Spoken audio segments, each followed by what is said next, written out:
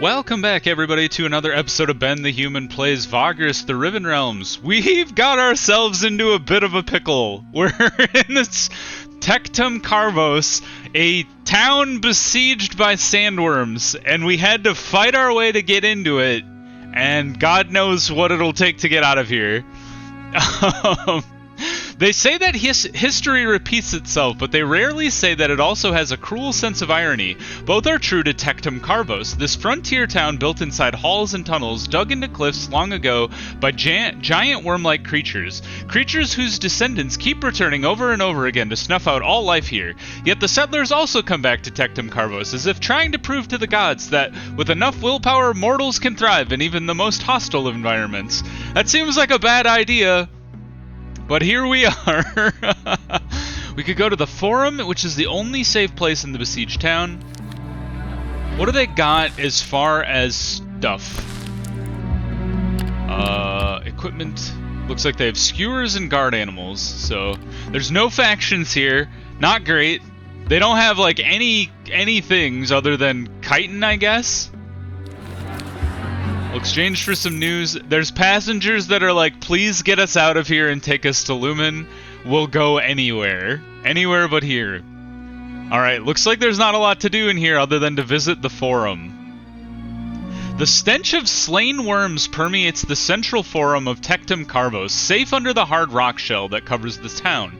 The haggard defenders are everywhere, keeping watch and trying to rest in turns, ever on the lookout for places where the slithering foe might find a way inside. We take a look around. Okay, there's a lot to do here. The Forum is the gathering place of all the various factions that cling to Tectum Carvos. We could visit the War Room, go topside to the Magistrate's Mansion, visit the Wyrm Hunters inhabit, which is where we should go to check out where the half-elf lady went, and visit the Tarkian Quarter. We'll go from top to bottom here.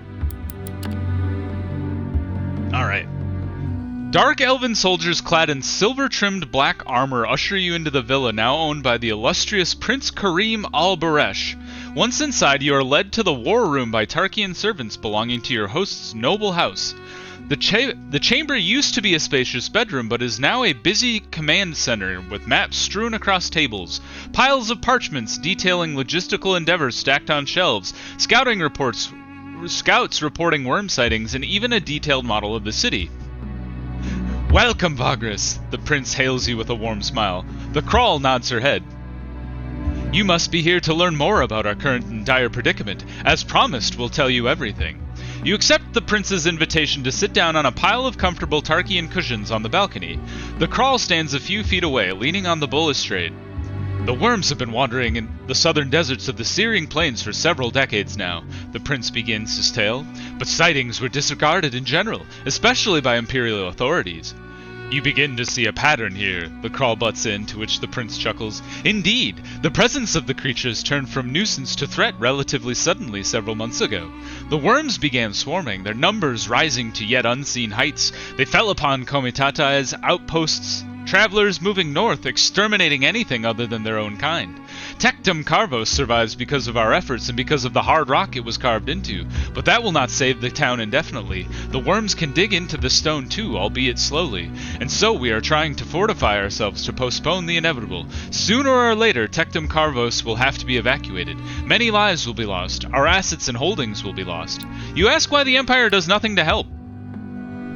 I suppose the Imperials have their own worries nowadays, the prince says bitterly. Renewed war against the Green Continent, the winds that went mad, imminent slave revolts, and more. No, this is a local conflict, primarily in the jurisdiction of the town's magistrate who, well, he at first did not acknowledge his responsibility while flat out refusing the call for help. Then he, I think, lost it. You're welcome to try and talk to him, even cite me having sent you, but I doubt you'll get anywhere.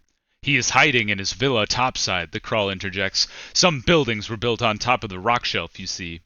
And so, without outside help, we are left to fend for ourselves, the prince continues, rubbing his temples.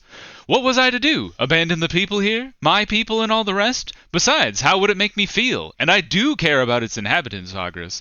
I also have a lot of time and coin invested into Tectum Carvos. I'd hate to see it devoured by abominable worms. You ask how you could perhaps make yourself useful. We need all the help we can get, the prince says, waving his delicate hand to indicate the town. A Vagrus such as yourself could get us much-needed supplies and raw materials for fortifications and defensive endeavors. We can pay, although not as much as you would get elsewhere, probably. Unfortunately, even my resources are stretched thin. You tell them you will think about it. The prince rises to leave, but turns to you once more. Feel free to explore the town if you haven't already, Vagrus, but don't expect much. We're a settlement under siege. Come back here if you have thought our offer over. You can talk to them from now on. Could ask the prince and the Crawl about the Wyrm Hunters, ask them about the Dark Elves, ask them about the local Tarkians, ask the prince about Tectum Carvos' magistrate, or offer to help in the fight to save the town. I don't know if we're ready for this. Like, we got our asses beat just from getting into the town, but I feel like it's a worthwhile endeavor. Can we heal my people? Or what about that lady? Let's ask about the Wyrm Hunters. Useless fortune seekers, the Crawl frowns. They did not come when the word of the town's sad fate was revealed to the outside world. They started coming when the Empire, in its infinite wisdom, put a bounty on sandworms, bandaged but hastily onto a severed arm. Well, at least they're here, the prince adds apologetically. I hate to remind you, my dear Crawl, you also arrived as a mercenary. Could at least some of the Wyrm Hunters not be inspired to take up arms to defend the town the way you did? I rather doubt it, and you know the difference all too well, the Crawl says dryly, but I digress, and granted, we must take all the fighters we can get. Let's ask about the Dark Elves. Crawl Hystera turns to you when you ask about the Dark Elf presence in town. In short, I came here to rest, but found work, she says matter-of-factly, and when she sees your attentive expression, she goes on. My unit took part in the conquering of the city of Tel Kavran at the behest of our sovereign, the great Prince Dradmar. We served with distinction, essentially hunting the city's defenders into extinction. In the final days of the assault on the Ebony Tower, the prince fell, and so we remained without a lord. With the people of Tel Kavran did not accept us, and Dradmar's realm was taken over by his sister, who detested us, so we had to go into exile. We came to the surface to lie low for a while. That is how we ended up in Tectum Carvos, where Dark Elves used to live decades ago. Unfortunately for you, my dear, Prince Kareem says with a wide smile, the worms arrived shortly after. He turns to you. We joined forces to protect our people here and found that nobody else wanted to take responsibility. The Crawl here commands her military unit, while I have my own small army.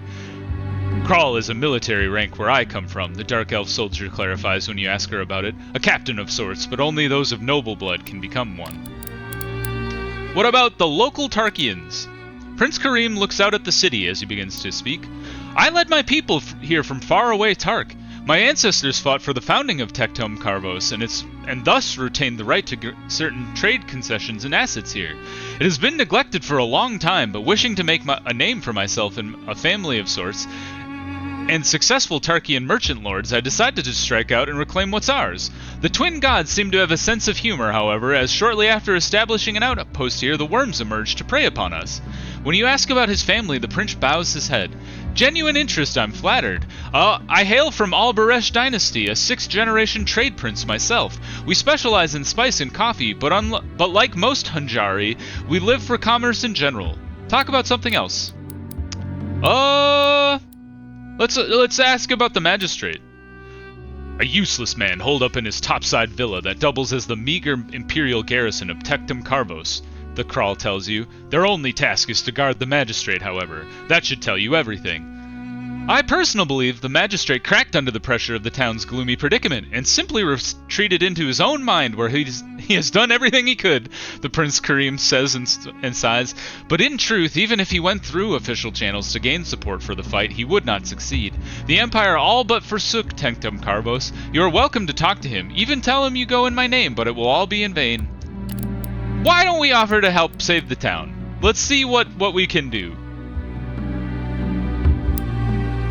Your offer is accepted, the prince says, smiling. One such as yourself could be instrumental in our defense against the worms. We need resources, fighters, medical supplies, the works. You could bring these to us across the desert, something we cannot do right now.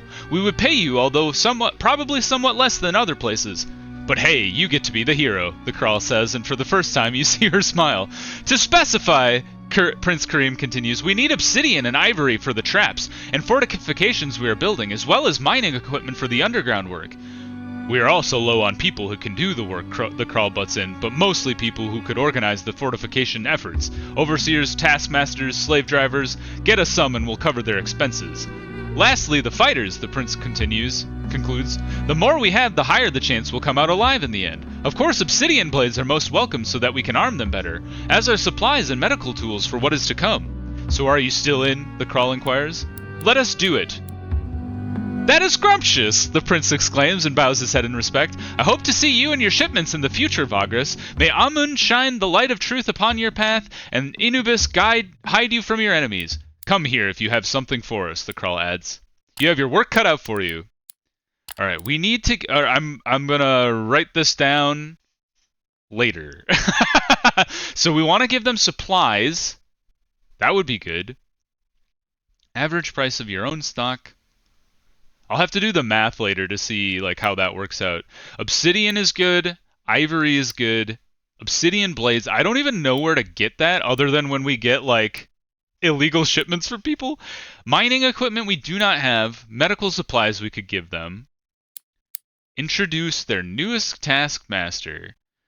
We could give them Aquo Taskmaster. I don't know where you get that guy.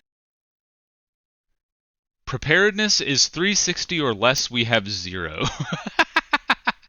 Passenger is a retired excavation overseer, quarry overseer, zealous overseer, or arrogant overseer, and a squad of defenders. We have 5 fighters. We have 15. Alright, this is very interesting. Let's leave the villa. Okay, cool. Let's check out the magistrate's mansion.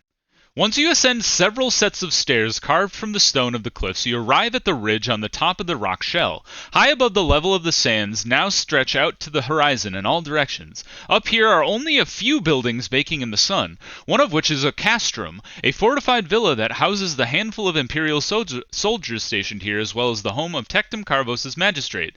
There the guards will inform you that their master does not entertain guests or have audiences for now, but sends his regards to all industrious Vagri passing through. You are here on behalf of the Crawl and the Prince. After telling the guards in no uncertain terms on whose behalf you have come, they usher you in begrudgingly. You are taken to the atrium to meet the magistrate, who is reclining on a sofa under a canopy of palm trees. Some pleasantries are exchanged, water is offered, and you can see that the elderly official is a polite host, but he is avoiding the topic of the town's current situation regarding the sandworms with great effort. That is until you begin pestering him with it, which turns the conversation into a cat and mouse game of sorts. You become quite exhausted, but no amount of convincing him will at least accept that he should send for help, or take part in the town's defenses. This will pass, is what he keeps repeating, and his demeanor suggests that the magistrate has lost his marbles somewhere along the way, and survives by not acknowledging what is going on in Tectum Carvos. Eventually you give up and take your leave, headed back into town. Alright, well they did tell us that it wasn't going to work. Let's go to the Wyrm Hunters. A large district abandoned by the citizens who fled the town long ago has been taken over by the ragtag mercenary companies calling themselves the Wyrm Hunters. They are a rowdy bunch, though you suspect most of them have never seen any real action. Let's ask the hunters about their prey. Unsurprisingly, the Wyrm Hunters are a fountainhead of knowledge when it comes to their sworn enemy and favored prey, the sandworm. We just got insight for gaining codex entries? I did not know that was a thing. It's probably happened before, I just didn't pay attention to it. Well, that's cool. Well, we should ask people about stuff more then. This is in spite of the fact that many of them have never seen a live specimen, much less fought one. However, when it comes to the origin of the creatures, the hunters cannot seem to agree on anything. Some of them say that the worms came from the stars, or rather from the darkness between the glimmering light on the night sky. Others claim that the burrowing horrors are a living weapon unleashed by the treacherous dragon lords on the Empire. Still others tell tales of an ancient beast slumbering beneath the voracious sands, an abomination that swallows all who sink into the quicksand out in the desert. This monster is also responsible for the worms, they say, who it spits out from time to time. There is no end to these stories and no telling if they are close to the truth. Let's talk to the warrior woman who fought to save you at the gates. She's got a cool look. You go around the Wyrm Hunter district and ask the mercenaries where you can find Eylani, the half-elf woman who rushed out into danger to save you at the gates of Tectum Carvos upon your arrival. They point you to a dwelling carved into the harder rock wall of the cavern, in front of which the person you are looking for is sitting. The half-elf is a tall blonde woman clad in intricate leather armor. She has feathers in her hair, paint on her handsome face, and a spear at arm's reach. A bird of prey is sitting on her left arm, and she is whispering to it while stroking its feathers. This person is like a ranger in D&D terms. The woman and the avian look up at the same time as you approach, and while Eylani's harsh scrutiny turns into a welcoming smile, the bird remains vigilant. Ah, greetings, she says, recognizing you. I hope you are all right. Sorry if I came across as aggressive out there, but we had no time for pleasantries. I am called Eylani, and here is Striker. She raises her arm a little to indicate the bird. You ask her if she is one of the Wyrm Hunters. She chuckles and shakes her head. No, although some would consider me one, seeming how I come here to fight the creatures. They are a menace, and their resurgence is an abomination, one that has to be stopped, and so I pledged myself to defend this place, although lately I've begun to feel the call of the road again. I've also come to realize that I may not be able to help in earnest while stuck here. Eylani looks you up and down. Say, you are a Vagrus, right? I would be interested in joining one such as you, provided you pledged yourself to the defense of Tectum Carvos as well as to the defeat of the worms. You tell her that you will think about the offer, to which she replies, Right, let's not rush ahead. You came here to talk, so you probably have questions, right? Consider what to ask her. Ask her about herself? So what can I say about little old me? Eylani crosses her arms. I've been alone for a long time, but at least I only had to look out for myself. I had a lot of good teachers, though. Some educated by example, some by showing the wrong way.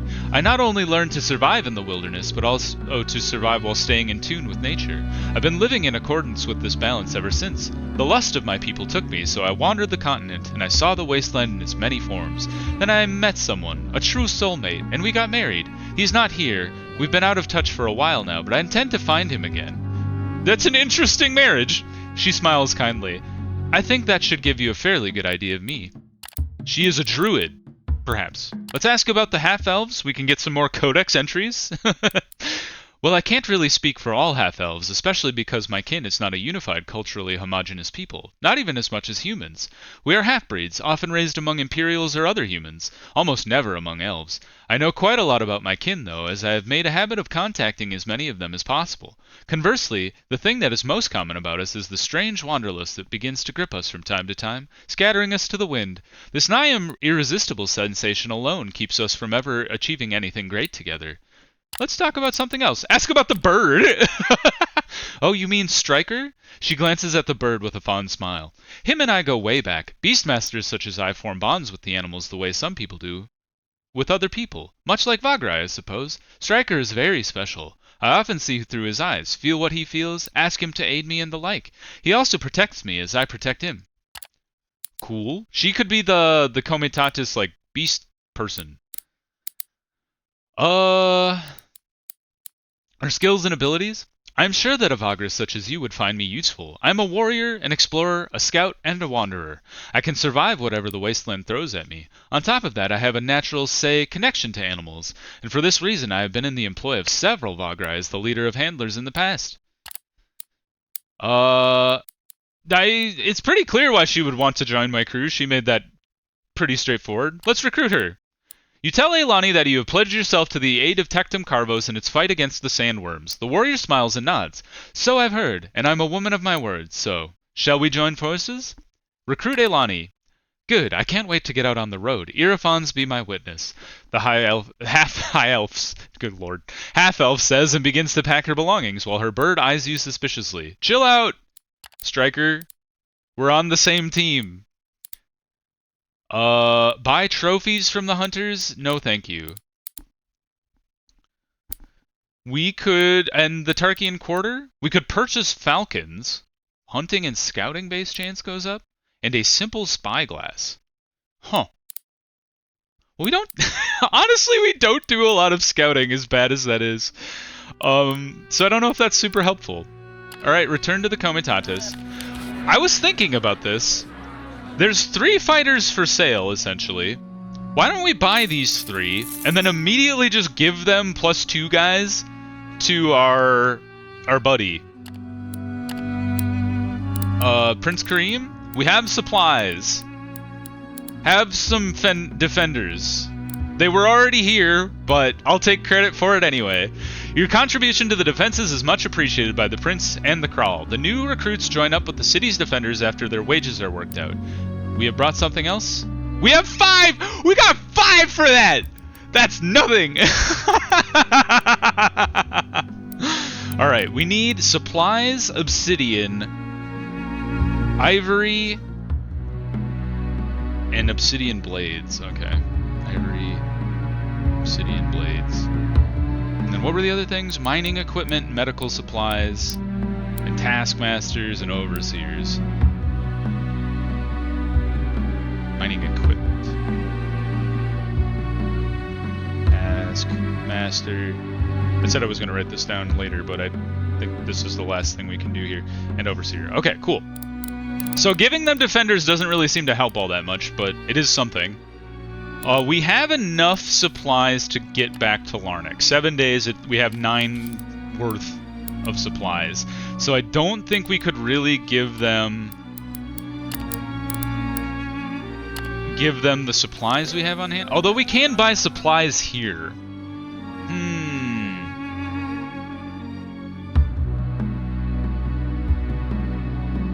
Let's give them one. I want to give them 250 just to see what this gets us. So here you go. They paid me some money for it.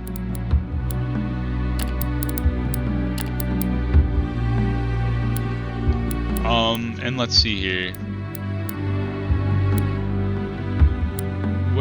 Oh, here we go. We got 4 for that? How on earth do you get this, like, to a decent level?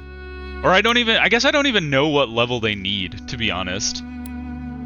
We could just haul supplies back and forth?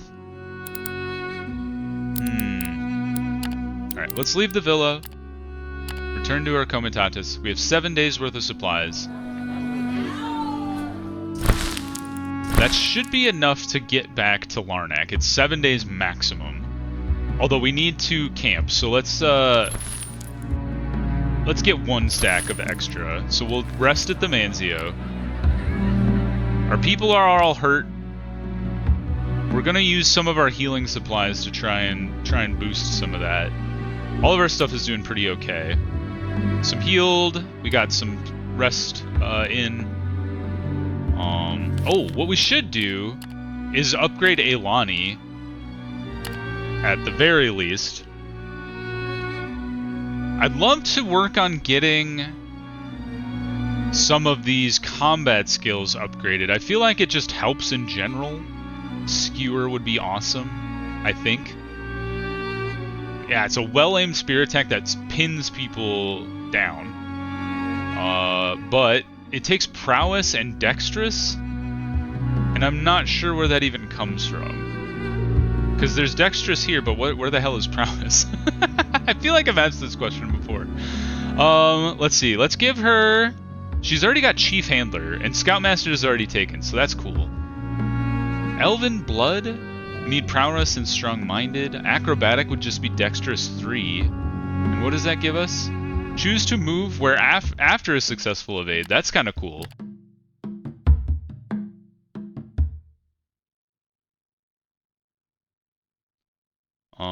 Let's see here. Healer.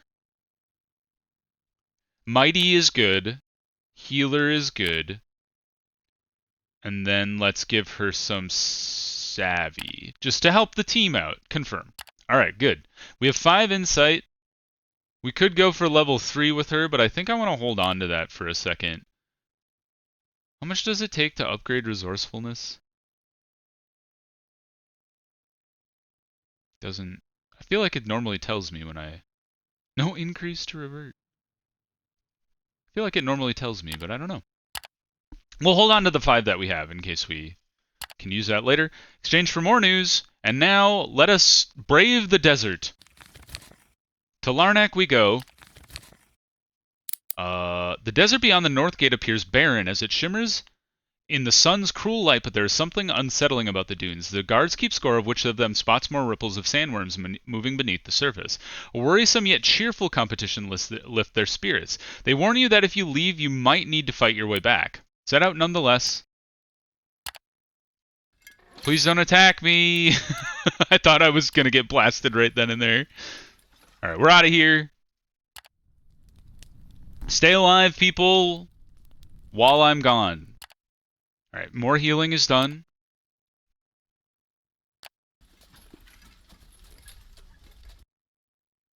And then Larnak is that away. So what is the best way to Larnak? I feel like it's like this route and then up. Or maybe down this way. Let's send out our dudes. They have failed, but they did get us some supplies. One supply, I should say. Some supplies. Alright, we're doing okay. Let's pay our guys since they were cranky. Gorgoro is healed a little. Let's boost our speed and then book it along this way. And we don't have infinite money, which is the troubling thing. I mean, that'd be great if we had infinite money, right? More healing for everybody. We got quite the beating. But we have another companion now. We got 5 companions, which is cool. And then we continue onward. And we are a day outside of Larnak. We still have 3 days worth of supplies. Good job, us. Good healing without even using a med kit. And we are back to Larnak. Approach the guards, pay the tax, enter the Manzio. Alright. So, it does not look like... Well, there's some ivory here. But it does not look like there's lots of the stuff that we need for our buddies. Because that's all ivory, obsidian. And obsidian comes from other places.